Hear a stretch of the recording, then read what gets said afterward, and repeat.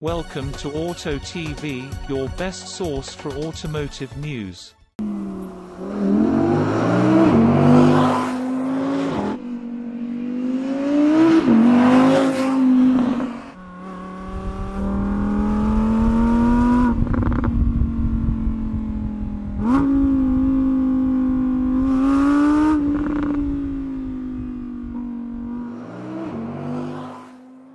When Audi launched the original R8 back in the mid-2000s, it was met with a largely positive reaction.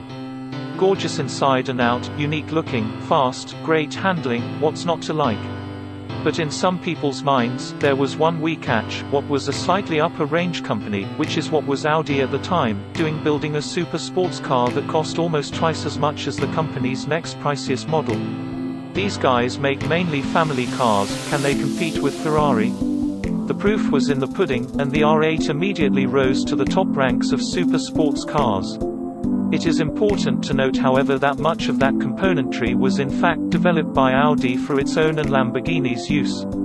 Available only with the 5.2-litre V10 engine and with a 7-speed dual-clutch transmission and full-time 4-wheel drive, rear axle biased for sportier handling, the 2020 R8 has gone through what will surely be its last refresh in its current form. As before, the car is offered in coupe or roadster body styles. It has received a minor facelift, including a more imposing grille, bigger air intakes for both engine and brakes, and an aggressive rear end with massive twin tailpipes whose growl tells you this car is not to be trifled with. The blades, the at the time controversial contrasting colored vertical side panels behind the doors, were tamed a bit in the last refresh, though not quite as imposing as they were originally. From any angle, this car looks terrific. And serious. Not much has changed inside, not much needed changing. Audi still builds the best interiors in the game. Tweaks to the engine raise power from 540 to 570 horsepower in the base version, and from 610 to 620 in the Performance Edition. The engine sits very low behind the passengers, and is dry-sumped, meaning no crankcase in the conventional sense. Oil is stored in a separate reservoir and pumped to the engine as needed.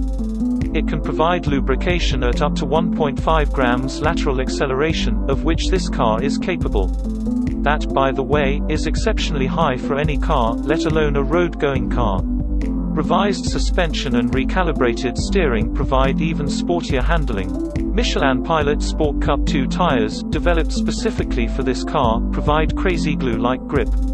Rest to 100 km/h takes a tick or two over 3 seconds, and at that point the car is just catching its breath.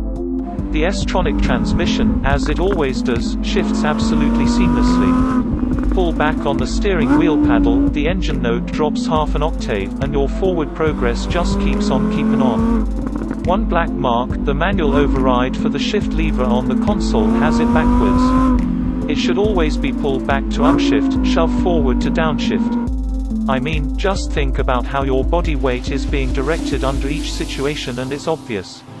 But not apparently to Audi's transmission engineers. Rumors of a turbocharged V6 option for the R8, good enough for a Porsche, have been strongly denied by various Audi officials. At admittedly a much higher price level, the R8 is to Audi what the MX-5 Miata is to Mazda. It's a symbol of what this car company is. Could they let it die? Nothing lasts forever. But if you want one, and you should, I wouldn't waste a lot of time.